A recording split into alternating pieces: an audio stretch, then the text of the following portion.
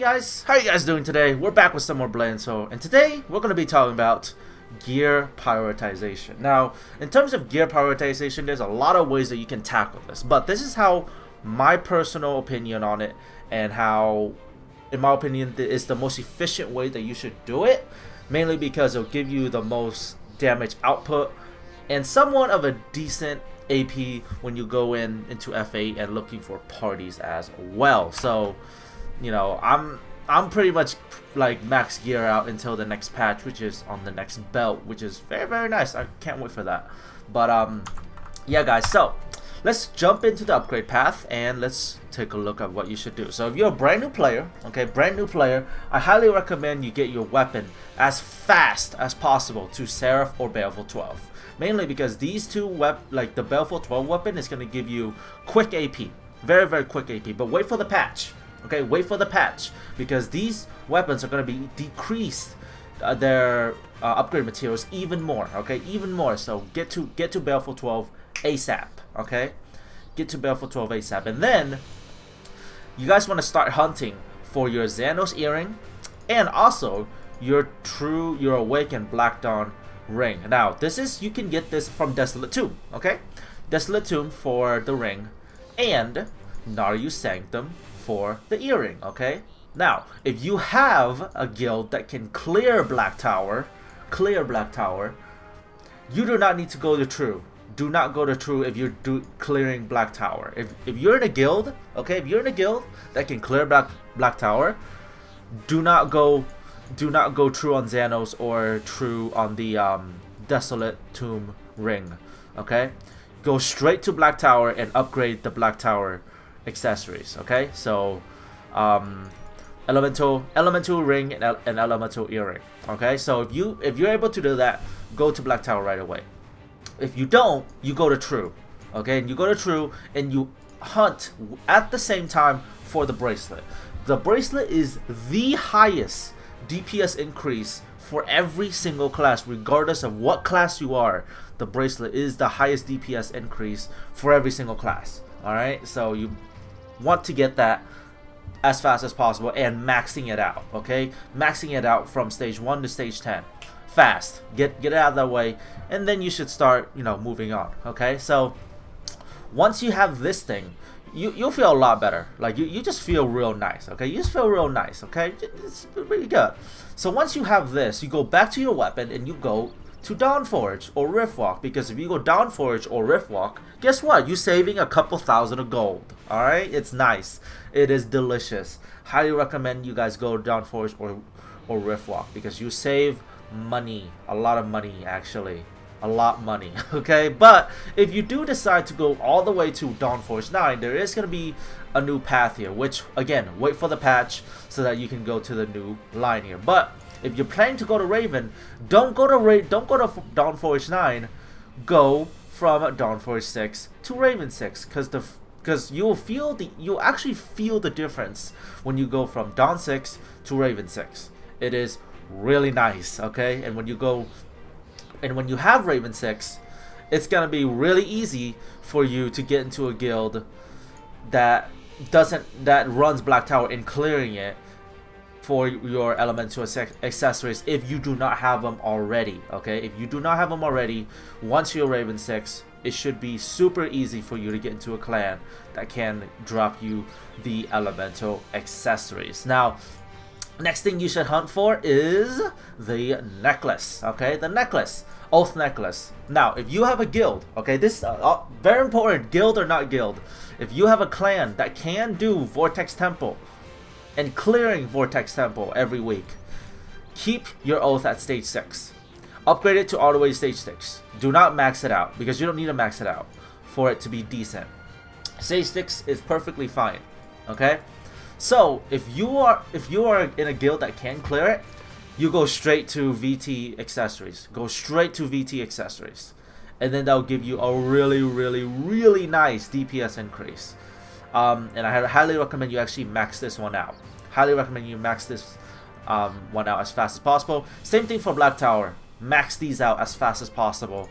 Max them out as fast as possible. Once you're able to get either the Oath necklace or the Scorcha necklace, the belt. Okay, you want to go to belt because the belt here, again, if you have Oath at stage 6 and the belt at stage 6, you get a buff. Increases attack power by 10 and increases HP by 10k, which is not too bad. But I don't recommend you max out the belt because the next patch, guess what? There's going to be a new belt.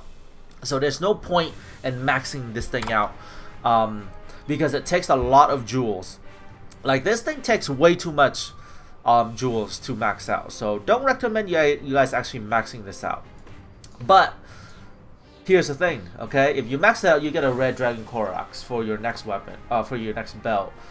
But I have maxed out my belt mainly because I've had this thing for like the past 5 months. Okay, it's been a great service. Okay, this belt has been a great service.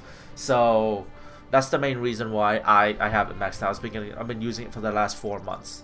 So don't max it out if you're a brand new player and you just got the belt. But the belt is nice if you do max it out. Okay, it is nice, but I don't recommend it because it takes a lot of materials and it's not worth it. So once you get all this delicious stuff out of the way, once you have the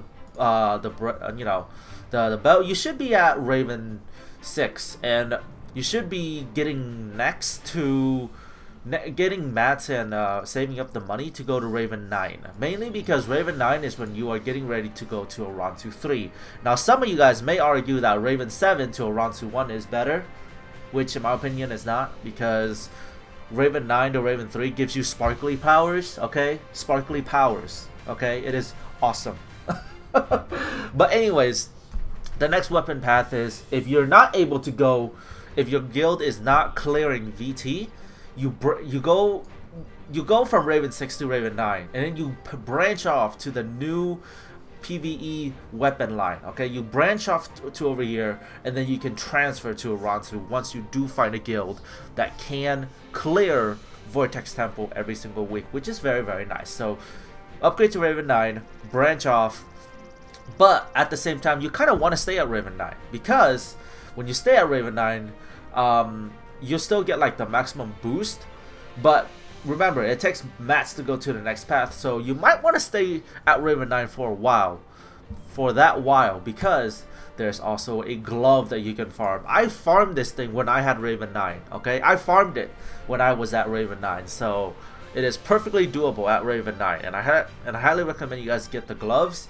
before upgrading to Orantu or upgrading to the new weapon line, because the gloves, it is the best in slot. It's best in slot right now. There's no other glove. Okay, there's no other glove right now. So highly recommend you guys pick up the King's glove from Hollow's Heart if you're able to get one, which is very, very nice there.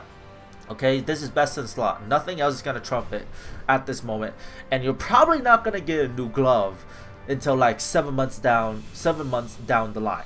So pick up the gloves while you have Raven 9, and then maybe after that you can branch off to the new PvE line. Okay, and then your soul.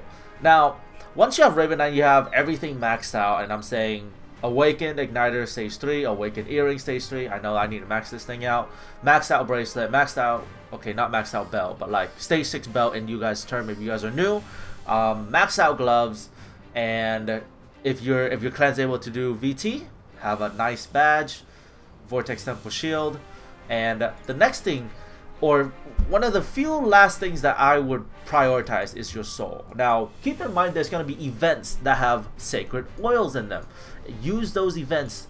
I would never ever recommend you guys buy them in the market unless they're at a certain price, in which they are 264. 264 is actually not a bad price. That's probably pretty low. That's pretty low. That's a decent price, but I would never recommend you guys buy them from the market, because the events in Blade and Soul will give you sacred oils so that you can upgrade your soul. So your soul should be one of the last things that you upgrade. However, if you want to do Vortex Temple, and especially if you're tanking Vortex Temple, I do recommend you upgrade your pet. Pet first, then soul. Your pet's gonna give you way more survivability in terms of doing VT. Okay, so but the pet is, again, quite expensive. That's why I talk about these things last, because it's personal preference. Do you want to do higher DPS or do you want to have higher survivability in raid? Because in raid you need a pet. All right, ultimate pet or a stage 1 is mine, which is, you know, not bad, but at the same time not great. But yeah, that's what I recommend. But it all depends on what you want to do. Okay, it all depends on which one you want to do. I'm pretty close to maxing mine out, you know, saving oils and saving all that stuff. But that's what I personally recommend, the path that you should guys go. But if you have nothing else to upgrade and your soul is at a decent stage and your pet is at a decent stage, I would say go all the way to Ransu, or go max out your PvE weapon or PvP weapon, which PvP weapon is getting 9 stages. Holy crap, Jesus, we're getting like so many stages, legit. But that's just my personal opinion about how you guys, or what kind of gear you should be prioritizing in terms of upgrading and in terms of which one you should focus. Okay, so a quick recap is: brand new player, get to Baleful as fast as possible.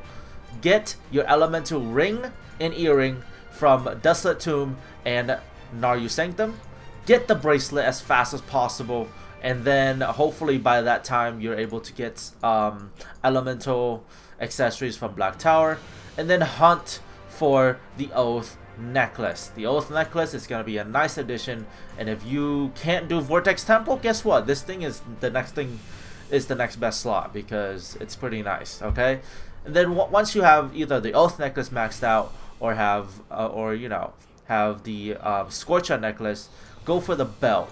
Now during all this time you should be hunting for the belt at the same time while you're hunting for the Oath, the Oath necklace or the belt or whatever. But the main thing is getting the bracelet, and then getting the necklace, and then getting the belt, because the belt, it's not that much of a help, but it does help with the set bonus of 10 AP and 10,000 attack power. And then upgrade your weapon. As soon as you get the belt and the Oath necklace belt, you get the weapon, go all the way to Dawnforge or Riftwalk 6, transfer to Raven 6, and then save up materials, go to Raven 9. Once you're Raven 9, in my opinion, or actually no. Once you're Raven 6, you can probably hunt for gloves. So once you're Raven 6, start hunting for the gloves, save up materials to go to Raven 9, and then if you're not able to do VT, if you're not able to do VT, you won't have the Scorcher or the VT necklaces.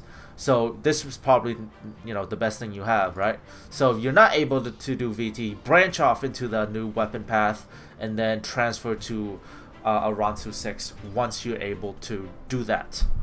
And then last but not least, your soul and your pet, you can probably go at your own pace with this. Okay, it's going at your own pace on these two items, because it's not really, I wouldn't say which one is better, but in terms of damage output, your soul is going to be your best friend in PvE matches and in 6v6 and all that good stuff. So that is it for this video, guys. If you guys learned something or something cool about this, or just personal opinion or personal preference about this, let me know down in the comments.